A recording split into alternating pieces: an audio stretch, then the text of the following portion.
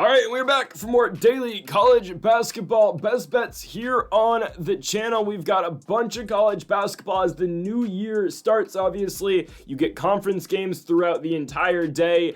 We've got the Big Ten playing today. We've got some of the traditional one bid conferences playing. We've got I believe the Sun Belt going. We've got a bunch of conferences playing today, the Horizon League, and we're gonna give you the 5 best bets for today's college basketball slate. Additionally, since today was supposed to be the college football predictions, however, again, the Notre Dame and Georgia game, the Sugar Bowl, has been postponed to today, so I'm just going to do the Gator Bowl prediction today, and then tomorrow we will have our regularly scheduled college football predictions for the next round of the playoffs. So we'll go over the Gator Bowl if you're interested in that at the end of this video after our 5 best bets for college basketball. But folks, if you have not yet though, make sure to hit that subscribe button down below for some more daily college basketball best bets here on the channel. In an hour, we will have our NBA predictions that are also daily here on the channel as well. Go make sure to check out our NFL predictions on the channel. Yesterday, we posted those on the channel. You can see my live reaction to the new year.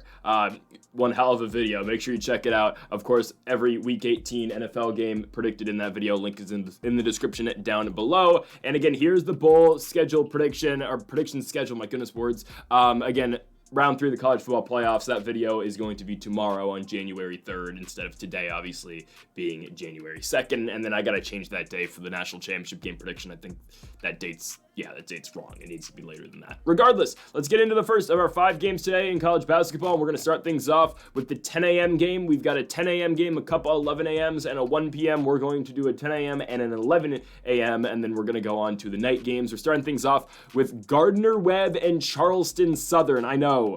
One hell of a selection here out the Big South Conference. It is the opener in the Big South for both these teams, and we're going with the Charleston Southern Buccaneers. Why? They're at home.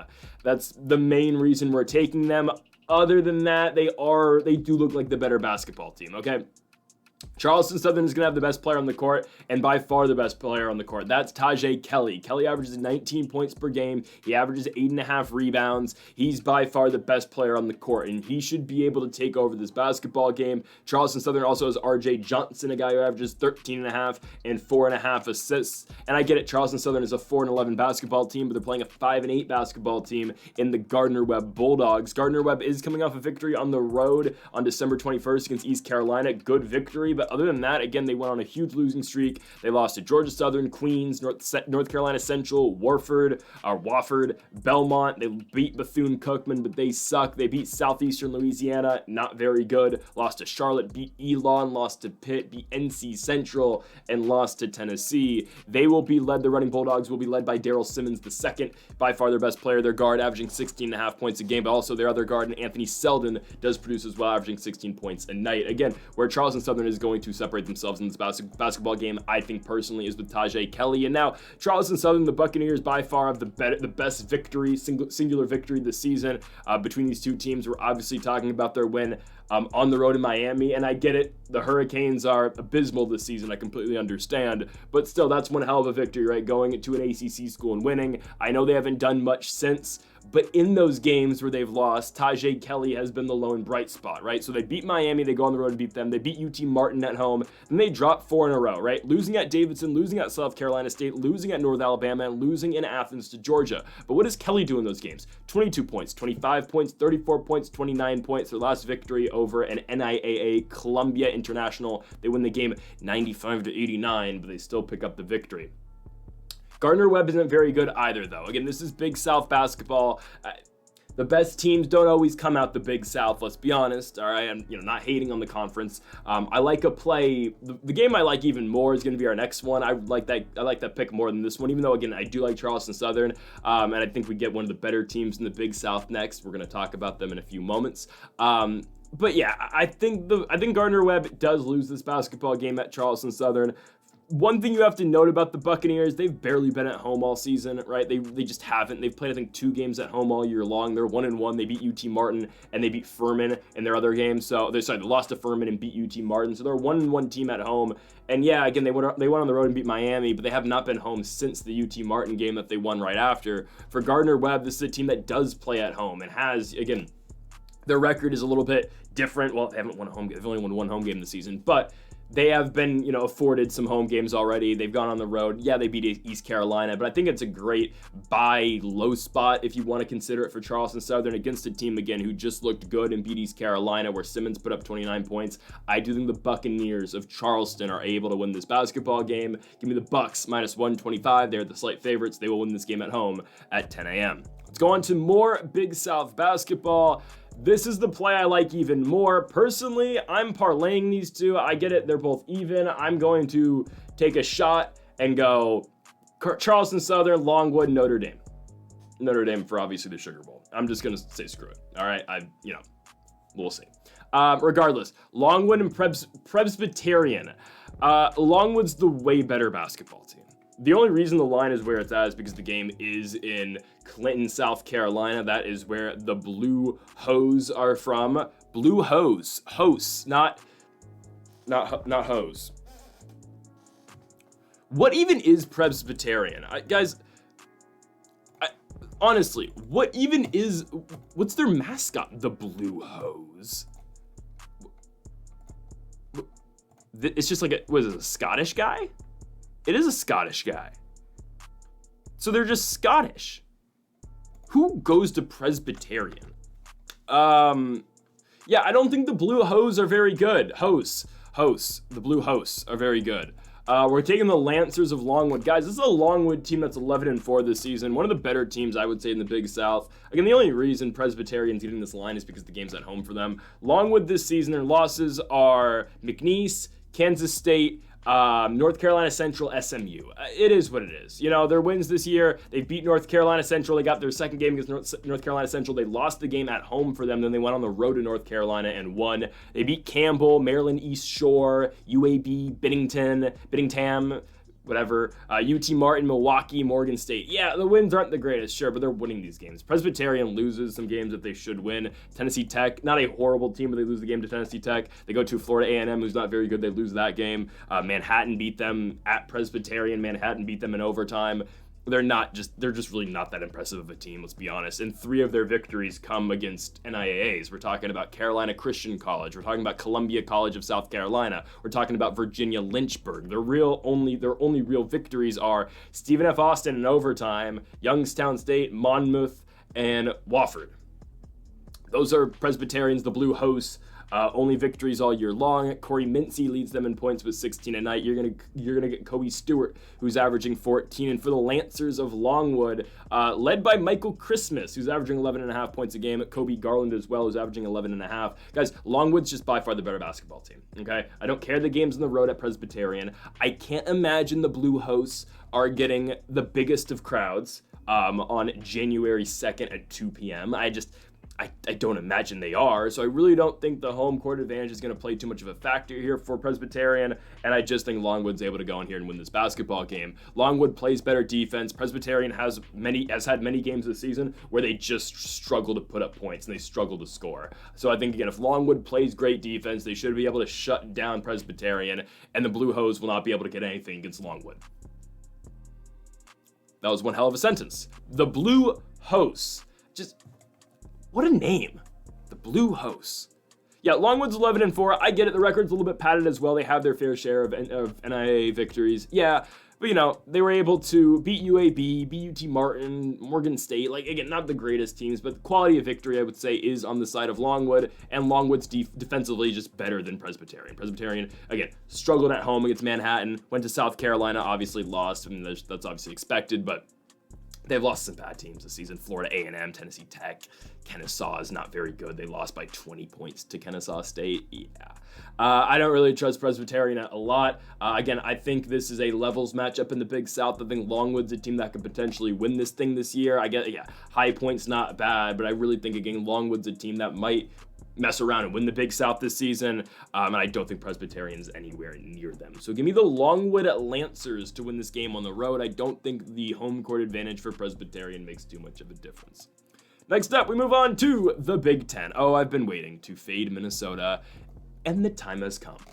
Guys, we don't pick the Minnesota Golden Gophers. Instead, we fade them any chance we get. I don't care they're on the road. I'm talking about the Purdue Boilermakers. I know the other time this season where we picked Purdue to go on the road, actually we've done it twice and they've lost both those games that we picked them to cover on the road. We're talking about Marquette. We're talking about Penn State. I get it. They're not doing it against Minnesota. The Golden Gophers are abysmal. They are really bad. And yes, we got so confident that we took Morgan State the other week to cover. And they did. It was plus 22.5 at close. Morgan State covers the line. They lose the game by 22 points. Okay? Minnesota can't beat anybody of note. Okay? Their best win this season is what? Yale? They've lost every half-decent team they've lost to this season. North Texas, Wichita State, Wake Forest, Michigan State, Indiana.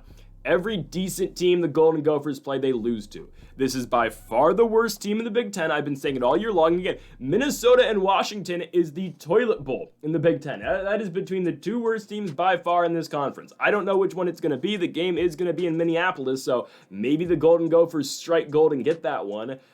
But Minnesota's bad. They really struggle to score. They've got three kind of players who can make an impact. We're talking about Dawson Garcia, who by far is the only guy who's going to really impact a basketball game for the Golden Gophers. He averages 19 points a night, 8 rebounds. He's really good. Dawson Garcia literally is everything for this Minnesota team. But once we get beyond Dawson Garcia, there's Mike Mitchell, who does score some. There's Lucy Patterson, who's had a rough couple games. Mike Mitchell is back, by the way, from injury. I think, right? Wait, Mike Mitchell's back, right? Yeah, Mike Mitchell is back. Which Mitchell's production, again, just takes away from Dawson Garcia. Purdue's the better basketball team. And I get it, okay, Purdue lost to A&M, lost to Auburn, lost to Marquette, lost to Penn State. Guys, all those teams would kill Minnesota. Minnesota's just not good. Purdue's the better basketball team. We're talking about Trey Kaufman-Renn. We're talking about Braden Smith, Fletcher Lawyer as well. This is the better basketball team. It's by far. Trey Kaufman-Renn should put up 25 points in this basketball game. He should. And I get it. Dawson Garcia will probably be on him. Kaufman-Renn, who has not led this team in points since the Ole Miss game, should have a night. Braden Smith, if not, Braden Smith will have one hell of a shooting night tonight, and Purdue should dominate the Minnesota Golden Gophers. Yes, a defensive-heavy team, but Purdue should be able to outscore them. And honestly, again, how are the Golden Gophers going to keep up? That's the question. How are they going to keep up? Because legitimately, I don't know. I think Minnesota is going to get squashed this game. I've said it before on the channel. It matters who's at home in the Big Ten, other than Minnesota. Unless you have a team from, again, the West Coast, like Oregon, UCLA, USC, Washington playing them. But still, that's just how bad Minnesota is. They're just, again, not one fan base can bring this team back. I'm serious. They're that far gone. Minnesota is just horrible. They can't score the basketball. Yes, Dawson Garcia and Mike Mitchell are going to keep them in basketball games, but Purdue is the much better basketball team. Purdue's still ranked 20th going on the road. They're going to pick up a big victory here in the Big Ten, going on the road to Minneapolis and defeating these god-awful Minnesota Golden Gophers. Next up, we move on to a huge game, and I mean a huge game in the Summit League. We're talking about the North Dakota State Bison taking on the St. Thomas, Minnesota Tommies. Now, St. Thomas disappointed us in their last game, losing to that cesspool known as UC Riverside, losing the game by 2 points on the road again in the cesspool. All right, we're now fading them. If you're losing to UC Riverside, you are definitely losing to North Dakota State. Maybe St. Thomas is not who we thought they were. I don't know, but they went on the road and beat Bowling Green, so who knows? Yeah, it's weird. But they lose to Riverside? Whatever. They're not who we thought they were. We didn't let them off the hook, but they're not who we thought they were. Give me the Bison, and give me the Bison pretty easily. North Dakota State, I think this is a dumb way of comparing things, but I will just say it for the hell of it. Guys, North Dakota State and UC Riverside share a common opponent this season. I was actually at both those games. UC Riverside versus Santa Clara, North Dakota State versus Santa Clara. North Dakota State beat Santa Clara by 8 points on the road. UC Riverside lost by about 35 on the road to Santa Clara. St. Thomas just lost to that Riverside team by 2 points. Now they got to go on the road to Fargo, North Dakota to continue this road trip to take on the Bison. Yeah, this is a rough game. Guys, North Dakota State right now I think is the favorite to win the Summit League, and trust me, I am as big of a Jackrabbits guy as you're going to find. I'm a huge South Dakota State guy. I've told the story a million times, but I've been big on South Dakota State for years. Right now, the favorites in the Summit League have to be the Bison. they're just playing great basketball right now. Jakari White is a baller. Jackson Monty plays really well as well. Just those two guys alone are going to make up most of the scoring for this NDSU team. Monty put up 28 in their victory against the Cal State Bakersfield. Were they the Roadrunners? I think they are. The Roadrunners. They won that game by 34 points against Cal State Bakersfield. This team has not lost at home all year long, except for their first game against Illinois State, which they have been much improved since then. You want to talk about how improved they've been? The first time they played Cal State Bakersfield, they lost by 5 points. They play them again, they beat them by 34. Since their Santa Clara win, this team's just been different, but also they've won, 7 in a row now? After losing to Samford on the road, 103-98 in overtime, they've won 7 games in a row. They beat West Georgia, they beat Utah Valley, they beat Weber State, they beat Northern Colorado. They go on the road and beat Butler, who choked today mightily against Villanova. My goodness. They beat Wisconsin Stout. They beat Western Michigan. And of course, their last victory on the 23rd, they beat the Roadrunners of Cal State Bakersfield. They should run right through St. Thomas in this basketball game. St. Thomas can score at times, but I just don't think they're going to be able to keep up. After watching that UCR game, yeah, they're not entirely who we thought they were. The Tommies got a huge night out of Nolan Minisil in that game. He scored 27 points. It was his season high this season. They've got him. They've also got their other guard in Miles Barnstable. But you compare those two guys, and they also got Drake Dobbs as well. But you compare again the guard play of St. Thomas, Minnesota, and the guard play of North Dakota State with Jackson Monty, with Jakari White, with Mason Miller too. It's really tough, I think, on St. Thomas to win this basketball game. NDSU should be able to outscore them, and on top of that, again, the game is in Fargo, North Dakota. I think everyone kind of expects North Dakota State to win this basketball game, so that's why we're going to take them. We're going to take the Bison at -2.5, -145 of the money line if you want to play that as well. I just think, again, it's the best value we're going to get here, -2.5 or the money line. Both those are really good value. I think North Dakota State is the better team. On a neutral site, I'd probably take North Dakota State. Maybe even in Minnesota, I consider taking North Dakota State, especially, again, right now. We get them at home. We're getting St. Thomas off of an end of a road trip. They just lost at Riverside. They're not going on the road after losing that game and beating NDSU. I get it. It was a close game against the Highlanders, but still, give me North Dakota State all day long. The Bison win this one, and they cover the 2.5 points as well.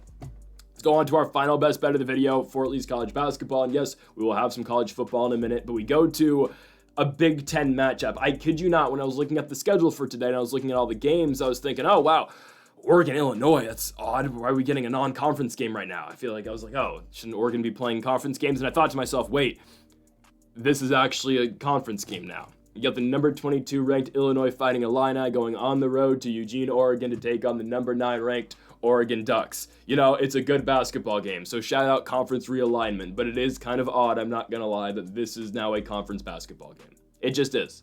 It's really weird.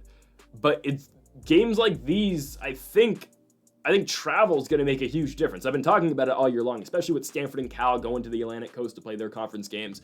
And now the same thing affects teams like Illinois, a Big Ten team through and through, but now they got to go all the way to the West Coast. They got to go to the Pacific Northwest to take on the Oregon Ducks. That is a far travel just for a conference game. And Oregon should be able to take advantage of that. Now, Oregon's lost one game all year. It's still a weird loss. They lost to UCLA. The Bruins have been bad this season. I can't say they've been bad, but they've been very off and on this year as UCLA. UCLA's won some games that, I guess they're 11-2. I don't know, but I still don't think UCLA's all that great. I get they beat Zaga, but who are their wins other than Gonzaga and Oregon? That's it. They lost to UNC, they lost to New Mexico, who's a pretty solid team, but I don't know. We'll see. I think, again, I'll buy in more to the UCLA Bruins once we see them go on the road and play Nebraska in a couple days. That'll be something, right? But yeah, I am kind of hating on UCLA at the same time. But still, again, Oregon, 12-1 this season. Their only loss is UCLA. They were able to beat Stanford, who I know that's not that impressive anymore, but still beat Stanford, beat USC, beat Bama, beat San Diego State, beat A&M, Oregon State on the road in Corvallis. Those are some good victories this Oregon team has been piling up, and they get the Illinois Fighting Illini, a 9-3 basketball team. Again, obviously out the Big Ten. Their only losses this season, Bama, Northwestern on the road, and Tennessee. The Northwestern game was a dogfight. Jaconius gave it his all in that basketball game, but Northwestern ended up winning it in overtime by 4 points. It's a rough game for the Fighting Illini. And again, they lost by 2 points. They almost had it against the Volunteers, who are still the undefeated number 1 ranked team in the country. and they lost by 13 points to Bama. It is what it is. So yeah, again, Illinois is not a bad basketball team. And I think, again, you've got Ivisic, you've got Jaconius. Jaconius, of course, going to take his shots, and he's going to lead this team pretty much in every single category they have other than rebounds. Again, because that's Ivisic's job to maintain. But, like, I don't know. I think Oregon, with this game being in Eugene, I think it's going to make all the difference. I think Oregon is the slightly better team. Obviously, they don't have a guy who's going to straight take over the basketball game like Jaconius does for the Fighting Illini. They are just an all-around team effort, and I do think Oregon picks up this victory, especially, again, because the game is at home for them. Also, Nate Biddle, I think, is going to have a night. I think especially, again, you match him up against Ivisic down low, I think Biddle is going to win a lot of those exchanges, and I think that's what Oregon's victory kind of stems from in this basketball game. And on top of that, again, going from Urbana-Champaign all the way to Eugene for a conference basketball game is a big deal. I think it will make a difference. We're getting Oregon -4.5, -175 in the money line. I do think Oregon covers this. I think this is a game that Oregon can just kind of get away from Illinois in. And especially, again, Oregon, guys, they're 12-1 this season, ranked number 9. Their only loss is a 2-point loss at home to UCLA. But what have they done against other good teams, right? They beat San Diego State by 10 points. They beat Texas A&M by 10 points. They were able to beat Stanford by 15. I don't know if we can call Stanford a good team, but they're winning these games by double digits. Okay, they beat Oregon State by 3 on the road. They beat Bama by 2 at a neutral site. It is what it is. I think Oregon does find a way to win this game against the Illinois Fighting Illini, and I do think they cover this line as well. I think they'll find a way to shut down Jaconius, and if you're able to shut down Jaconius here with the Fighting Illini, the rest of the team becomes really, I wouldn't say predictable, but they do become a lot easier to shut down. So give me the Oregon Ducks to win this game in Eugene. They'll win it against the Fighting Illini and cover the 4.5 points as well. So before we cap off the video, folks, we do have one college football game for today because I don't know where else to put this. Could have put it in the NBA predictions, but we're going to stick with the college theme here. I'll make this somewhat quick because there's not much to talk about here. The Gator Bowl. Obviously, in Jacksonville, Florida, we have got the Duke Blue Devils taking on the Ole Miss Rebels. Ole Miss is going to win the football game, okay? Lane Kiffin's been pissing me off on Twitter. Just because, what was that Go Penn State tweet yesterday? I mean, that 2 days ago, that was ridiculous. But I mean, Lane Kiffin has been cheerleading the SEC through every single bowl game, every single playoff game they've played this year, just because bro's mad that his 3-loss Ole Miss team who lost to Florida at the end of the season didn't get in the college football playoffs. If they were to beat Florida at the end of the year, then they would be a playoff team. It's ridiculous. Now, Ole Miss is going to beat Duke. And for as weird and unpredictable the SEC has been so far in bowl games this year, I do think Ole Miss still has 17.5 point favorites will beat Duke. Now, Jackson Dart is playing. This is his final pitch basically to the NFL of why he should be, a top 3-round quarterback. I don't know where he lands. I would kind of wish Jackson Dart had another year in college. I think it would help him out a lot, and I think he'd be a guy if, say, he was in next year's class with Drew Aller and Arch Manning and potentially Jalen Milroe, who should not go out for the draft this season, and Quinn Ewers, too, who should not go out for the draft this year. I think Jackson Dart would be, again, one of those premier prospects who would be a potential top first-round pick / top pick. Ole Miss will beat Duke. Duke's been good this year. I think, again, they've been a team that I've picked a lot this season as underdogs. They weren't really expected to do much this year in the ACC, and they have really, delivered this season. The thing and the problem with them this game is Malik Murphy's not playing. Their starting quarterback is now a Washington State Cougar. So I believe their backup quarterback, I'm not entirely sure who their backup quarterback is. I don't know who's starting this football game for them. I believe, it's Henry Bellin, I think. Henry Bellin the fourth, who is a sophomore. He's thrown for 7 yards all year long. This is a guy last year who was at Duke. He's a redshirt sophomore. He's getting his first start. That's going to be difficult. Now, I think, again, Duke is getting a little underestimated on this line, 17.5 points. I think that's only there because, Malik Murphy's not playing. And, look at Ole Miss. They're ranked 14th and Duke's unranked. Duke should be ranked at 9-3. They should. I think they're a team that should be at the bottom of the rankings. I get it. The ACC is very odd. I understand. But still, they should be ranked. And I think they should cover the 17.5 point line. Ole Miss is not that much better than Duke. And I get it, Malik Murphy's not playing, but I think the Blue Devils will be fine at least in covering this line. Obviously, again, the Ole Miss Rebels are winning the football game. Jackson Dart is going to try to put on a performance. But hell, remember the last time an SEC school was a huge favorite in a bowl game? Oh yeah, Alabama. They lost to Michigan. Way to go, SEC. What is dumber than fans of SEC teams cheering SEC after they win a game? Like, what are we doing? Just cheer for your own team. Like, it pisses me off. It really does. Because, like, you're never going to see Ohio State cheering Big Ten after beating, beating Tennessee. They're not going to. You're not going to see Penn State fans cheering for Ohio State. Like, it's just, I think it's so dumb. The SEC, man, I don't know. But yeah, give me Ole Miss. I'm not gonna deny that Ole Miss is a good football team. I like Jackson Dart a lot.